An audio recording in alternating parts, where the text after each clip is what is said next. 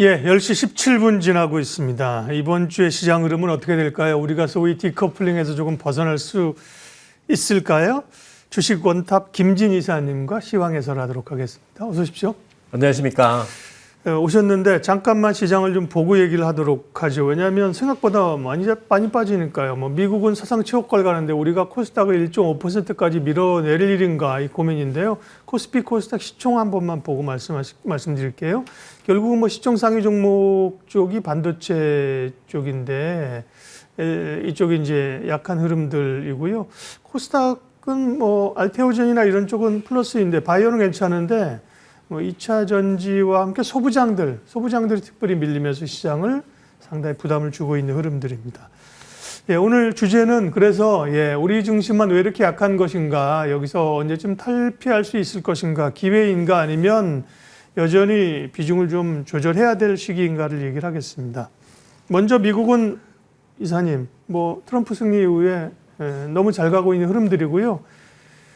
공화당이 상원은 이제 이미 이겼고요. 하원도 지금 아직까지 개표가 되고 있는데 거의 수입이라는 싹쓸이가 직전에 있는 그런 상황입니다. 미국 금융시장은 연말까지 더 위쪽으로 가는 분위기인가요? 일단 그 선거 이후에 글로벌 시장 동향 전체적으로만 좀 정리를 해서 말씀을 드리면 주식 시장은 미국만 랠리. 사실 우리는 좀 부진하지만 유럽도 마찬가지로 부진합니다. 움직이지 못하고 있고 주변국은 특별한 랠리 없이 소강 상태 미국 대비해서는 그렇죠. 상대적 박탈감의 증폭 이렇게 말씀드릴 수 있을 것 같고요. 금리 같은 경우에도 보면 미국 같은 경우에는 FOMC가 지났음에도 불구하고 일정 수준의 높은 금리를 유지하고 있는 반면에 유럽은 아마 매크로 펀더멘탈이 트럼프 때문에 걱정스러운가 봐요. 금리가 오히려 내려가는 모습을 보여주고 있고 이렇게 유럽과 미국의 금리 차가 발생하면서 달러가 그전까지도 계속해서 올라왔었는데 선거 이후로 일일간의 변동성은 좀 증가했습니다만 달러 지수가 강세 현상 이렇게 나타나고 있습니다. 그러니까 모든 동향이 단기적으로만 보면은 미국을 중심으로 해서 글로벌 금융시장이 움직이고 있다 이렇게 볼 수 있겠고 이건 당연히 트럼프 공화당의 Make America Great Again 정책 때문에 주변국이 부담을 많이 느끼고 있는 상황에 대한 발현이다. 이렇게 말씀드릴 수 있을 것 같습니다. 그러면 그런 현상이 언제까지 이어질까요? 우리 시장을 포함해서 우리 시장만 그런 건 아니라는 말씀이셔야 들어보면 그렇죠. 주변국들은 함께 약한 소위 이런 미국만 잘 가는 장세, 다른 나라는 못 가는 비동조화, 디커플링이 글쎄요. 언제까지 갈까요? 네. 저도 알면 참 좋겠는데. 네. 일단은 트럼프 당선 이후에 FOMC가 있었죠. 그렇죠. 네. FOMC에서 대충의 이야기를 요약을 해보면 결국은 결론적으로 보면 최소한 내년 봄까지는 그래도 기존에 제시했던 금리 인하 경로를 유지할 것처럼 보여집니다. 그렇다면 미국은 정책적으로는 붐업되고 있는 상황에서 금리는 낮아지고 있기 때문에 미국 증시가 상대적인 강세를 보일 가능성이 높다. 이렇게 말씀드릴 수밖에 없을 것 같고요. 이런 상황이라면 다른 나라, 유럽도 그렇고 아시아도 모두 마찬가지입니다. 대만만 그나마 조금 괜찮을 것 같다는 생각이 들고 여전히 다른 나라에서는 우리나라를 포함해서 실마리가 조금은 보이지 않는다라는 게 사실인데요. 다만 요걸 좀 시계열을 길게 확장을 좀 시켜보게 되면 그러면 계속해서 미국 중심으로만 글로벌 금융시장이 전개될까? 이것도 낙관하기는 어렵다 생각이 들어요. 기본적으로 트럼프의 현재 이 정책들은 어떤 부작용을 낳을 가능성이 조금 있어 보인다는 생각이거든요. 그래서 그 점을 우리가 좀 고려해야 될 것 같습니다. 네. 단기적으로는 기대감과 정책의 효과들이 나타나겠지만 시간이 가면서 그게 1년 차가 될지 2년 차가 될지 모르겠지만 정책의 부작용이 나타날 수 있다고 하셨습니다. 정책의 부작용이란 예측 가능한 건 어떤 건가요? 네, 일단 생각해 볼 수 있는 가장 대표적인 정책하면 관세하고 이민자 정책을 이야기할 수 있을 텐데요. 관세 같은 경우에는 많은 분들이 이미 이야기하시고 계시지만 기본적으로 미국의 수입 물가를 상승시키는 요인이 되기 때문에 인플레이션을 다시 자극시킬 수 있는 가능성이 높다고 볼 수 있겠습니다. 여기에 이민자 차단 정책 같은 경우에도 역시 미국의 고용시장을 지속적으로 타이트하게 만들 요인일 것처럼 보이거든요.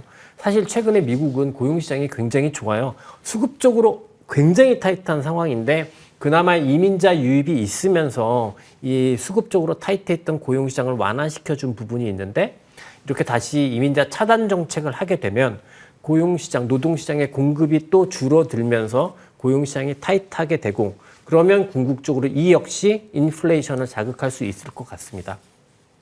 이렇게 되면 이제 지난해부터 올해까지 정말 열심히 애써가지고 잡아놓은 인플레이션에 대한 위험이 다시 증폭될 가능성이 있을 것 같고 그러면 연준의 금리 인하 정책도 일정 수준 내년부터는 좀 제한받을 가능성이 있다 이렇게 볼 수 있을 것 같아요. 그러면 결국 연준의 금리 인하 정책도 제한받는다고 하면 일정 수준 높은 금리를 미국은 유지한다라는 이야기가 될 텐데 뭐 미국이라고 용 빼는 재주가 있는 것도 아니고 지속적으로 이렇게 높은 금리가 유지된다고 하면 결국은 미국 제조업 경기에서도 또 충격파가 나타날 가능성이 있기 때문에 일방적으로 미국 중심의 금융시장 전개가 단기에는 형성이 되지만 미국의 리스크가 있고 이 리스크는 또 저보다 또 수많은 사람들이 이미 정책을 위반하는 사람들이 알고 있을 문제니까 타협점을 찾게 될 것 같고 이러면서 일방적인 미국 중심의 랠리는 일시적으로 나타나고 나머지는 다시 동조화가 되지 않을까라는 생각을 하게 됩니다. 네.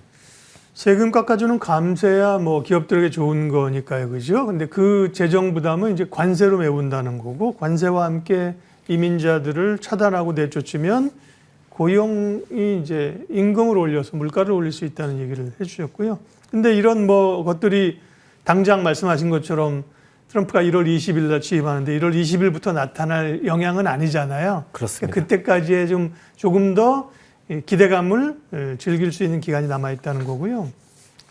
중국에 잠깐만 하면요. 중국이 지난 금요일 날 이제 전인대 상무위원회가 있었습니다. 그러면서 경기 부양을 상당히 기대를 했었는데 10조 원을 기대했는데 기존의 4조 원에 합쳐서 6조 원. 게다가 그것도 뭐 소비에 쓰는 게 아니라 지방정부 부채 뭐 이런 게 메워주는 이런 거에서 실망감이 굉장히 크게 나타났는데요. 중국은 또 트럼프 당선도 그렇고 조금 당분간 기대하기 어려울까요? 그러나 의외로 이제 이번 주 금요일 날 핵심 기본 경제 지표, 실업률, 그다음에 고정자산 투자, 그다음에 산업 생산 이런 것들이 또 소매 판매들이 다 발표가 되는데 미국이요? 예, 아니 중국이요. 예. 금요일 날 핵심 발표들이 나오는데 의외로 중국 시장의 시장 반응 자체는 트럼프 당선 이후에도 다시 재상승하려고 본토 시장만큼. 그러니까 홍콩 시장은 조금 충격이 있는 상황이지만 외국인들의 영향이 있으니까요. 그런 흐름이라서 중국이 사실 이제 모든 건 다 이렇게 베이스 이펙트라는 게 있지 않습니까? 이제 기본 분모가 어떻게 되느냐가 문제인데 워낙 그동안 중국이 안 좋았던 상황이기 때문에 다시 실망스럽다고 해서 다시 뭔가 이렇게 큰 쇼크가 나지는 않을 것 같다는 생각은 기본적으로 가지고 있고 아쉬운 부분은 이거죠. 중국이 좋아질 것 같을 때 우리가 예전처럼 반사 수익을 받을 수 있는가의 문제인데 이게 지금까지 전개되고 있는 모습을 보면은 확실히 예전보다 다르다. 이게 조금 문제인 것 같습니다. 오늘 화장품주 많이 빠집니다. 기대감들이 있었는데 그런 거에 대한 못 미친다는 얘기고 말씀하신 것처럼 우리 소비로 연결되기가 어렵겠다라는 얘기가 이제 있는 거죠. 이번 주 이슈는 보니까 미국의 소비자 물가지수, 생산자 물가지수, 물가지표가 많이 발표되고요. 소매 판매 이런 것도 있는데 이제 물가 얘기는 고용이 중요하기 때문에 물가 얘기는 크게 뭐 걱정을 안 해도 될 변수인가요? 한 3개월 전까지만 해도 제가 만약에 이 자리에 와 있었으면 CPI 진짜 중요합니다. 이렇게 말씀드렸을 텐데 일단은 연준도 물가에서 고용시장으로 이제 초점이 옮겨간 상황이기 때문에 상대적으로 중요도는 좀 떨어질 거다라고 생각이 듭니다. 다만 앞서 인플레이션 리스크가 증폭될 위기가 중기적으로 남아 있거든요. 그리고 이것들이 FOMC를 기준으로 해서 보면은 내년 3월 이후부터는 연준의 통화 정책이 조금 다시 매파적으로 바뀔 가능성도 있을 것 같아요. 그래서 그 시점부터는 다시 물가가 연준의 통화 정책을 어떤 수준으로 바꿀 수 있을 만큼 증폭되는지 이 부분을 체크해 볼 필요는 있을 것 같고 당장은 아직은 CPI에 대한 관심은 별로 없는데 앞으로 한 또 3개월 정도 이후부터는 또 중요 지표로 봐야 되지 않을까 생각하고 있습니다. 네. 미국 중심의 강세, 뭐 지금 사실 기세란 게 있잖아요. 어디든 그죠? 그렇습니다. 운동할 때도 그렇고 뭐 선거도 기세라는 거, 바람이라고 부는 거를 말리기 어려운데 지금의 뭐 미국의 기세는 말리기 어려운 거죠. 그렇다고 하면 미국의 주도주의 흐름이 어떻게 될까? 기존의 IT나 AI가 주도주의인가? 트럼프 랠리는 사실 금융이나 에너지, 그 다음에 뭐 이런 산업재 이런 쪽에 부각됐었잖아요. 주도주의 흐름은 어떻게 될까요? 예, 제가 지금 그래프를 하나 보여드릴 건데요. 예. 이게 뭐냐면 지난 트럼프 1기 시절 집권했을 때 있었던 다우지수하고 나스닥 지수를 비교해서 보여드리는 그래프를 하나 보여드리려고 합니다. 네. 예, 보시는 것처럼 이제 공화당 하면 기본적으로 굴뚝주, 가치주, 그렇죠. 뭐 경기 민감주고 민주당 하면 이제 성장주로 알려져 있는데요.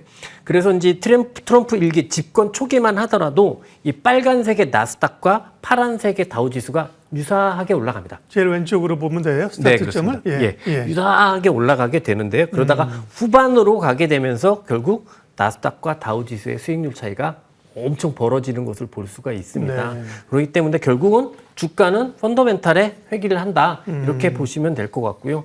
또 하나는 이거는 이제 과거의 문제고 이제 앞으로의 미래를 이야기를 해본다고 하면 트럼프의 그 마가 정책을 다시 한번 생각을 해본다면 결국 미국을 다시 위대하게 만드는 힘이 어디서 나올까라고 하면 미국이 가지고 있는 이 수많은 산업 중에서 결국 글로벌하게 압도적인 경쟁력을 가지고 있는 산업이 미국을 위대하게 만들지 않을까라는 생각이 들고요. 그렇죠. 그럼 이 수많은 산업 중에서 미국이 압도적인 경쟁력을 가지고 있는 산업이 어딜까 그러면 제 생각에 첫 번째로 떠오르는 거는 AI 테크 산업인 것 같습니다. 자본도 정말 제일 많은 산업이고요. 예. 그래서 일시적으로야 뭐 트럼프가 당선되기 때문에 뭐 경기 민감주 가치주들이 각광을 받을 수 있겠지만 궁극적으로는 아니지 않을까 싶고요. 실제로 이번 주식 시장에서는 보면 이게 조금 더 직접적으로 나타나고 있는 것 같아요.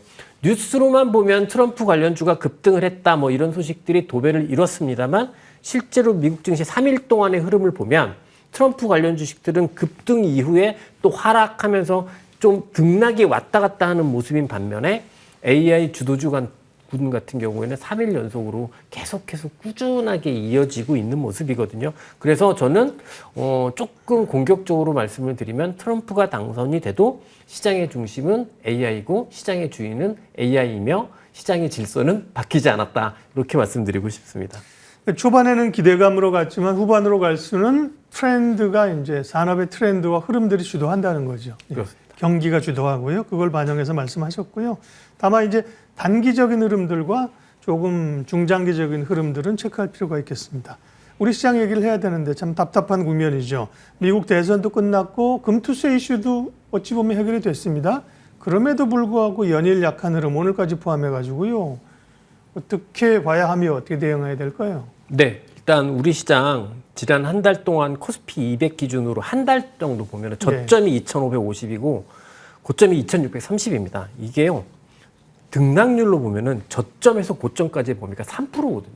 근데 그게 이 3%의 범위 내에서 닫혀 있다는 거죠. 한 달 이상 예. 있었던 그런 상황이라서 굉장히 많은 투자자분들이 지루하게 느끼시고 갑갑하게 느끼실 것 같습니다. 또 특히 매일 자고 일어나면 미국은 고가갱신이라고 하는데 그러니까요. 우리나라는 왜 이러냐 이렇게 생각하실 수 있는 것 같은데요. 제가 원달러 환율을 하나 좀 보여드리고 싶어요. 제가 같은 기간 동안 체크를 해놨는데요. 우리나라 원달러 환율을 보시면 미국 대선 이전부터 강한 상승세가 있었고 미국 대선 이후에 오히려 더 강해지는 모습입니다. 네, 환율 상승, 원화 약세. 네. 예. 그런데 저는 사실 우리나라 같은 이머징 마켓 같은 경우에는 이 원달러 환율이라는 게 결국 우리나라 펀더멘탈을 가장 잘 반영하는 가격 지표라고 생각을 하거든요. 네. 그러면 즉각적으로 반영하는 거죠. 네, 가장, 예. 어찌 보면 이 원달러 상승이라는 위험 요인이 있었음에도 불구하고 우리나라 시장은 답답하긴 했지만 하락하지 않고 이 좁은 범위에서 어쩌면 잘 버텨온 걸 수도 있다. 아, 그렇게 볼 수도 있다. 네, 이제 좀 세상은 밝게 봐야 되지 않겠습니까? 그렇죠. 네, 세상을 밝게 본다고 하면 위안거리가 될 수도 있고 어쩌면 우리나라 시장이 잘 버텨온 걸 수도 있다라고 생각할 수도 있고 그러니까 당장에 뭔가의 시장을 크게 기대할 수 있는 상황은 아닙니다만 결국 궁극적으로는 제가 여기 와서도 많이 말씀드린 부분이 있습니다만 수출 개선은 기대할 수 있을 것 같거든요. 미국의 대선이 끝났습니다. 이거는 금융시장에만 불확실성 요인이 제거된 게 아니라 미국의 일반 제조업체, 일반 산업에서도 불확실성의 해소로 볼 수 있고 때문에 금리는 인하하고 있는 상황이니까 그동안 늦추었던 투자를 아마 할 수 있을 겁니다. 만약에 미국의 일반 제조업체들이 본격적으로 투자를 재개하게 된다면 우리나라 입장에서는 그래도 수출의 회복을 기대해 볼 수 있을 것 같고 이게 일정 정도 우리 증시의 회복의 모멘텀이 될 수는 있지 않을까 이렇게 생각이 듭니다.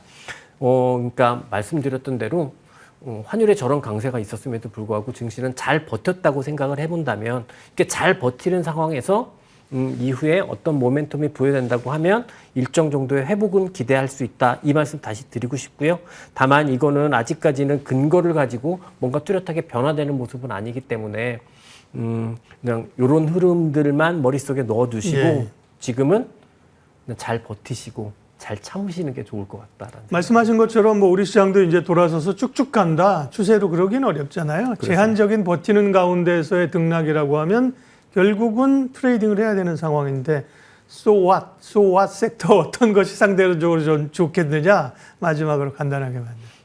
지금 현재 입장에서 네. 생각을 하면 이제 본격적으로 시장이 회복을 보이는 구간에서 어떤 게 중심이 될지는 아직까지는 불투명한데요. 예. 현재 시점에서 이번 주만 놓고 생각을 해본다면 결국은 미국에 올라가는 주식들과 연관 지을 수 있는 종목들만이 해당할 수 있는 문제인 것 같습니다. 그러면 미중 간의 갈등은 더 심화될 테니까 조선은 계속해서 주목해서 볼 수 있는 섹터인 것 같고 제가 누차 이제 여기 와서 많이 말씀드린 변압기 쪽 같은 경우 전력기기. 예, 전력기기 쪽 같은 경우에는 미국에서도 엄청 좋은 랠리를 보이고 있거든요. 그래서 우리나라에서도 네. HD, 현대일렉트릭 같은 주식 좋게 보시면 좋을 것 같고 뭐 그렇게 생각하고 있습니다. 예, 오늘 시황해설 주식 원탑 김진 이사님 함께했습니다. 오늘도 말씀 주셔서 이번 한 주 전략 세우는 데 큰 도움이 되겠네요. 고맙습니다.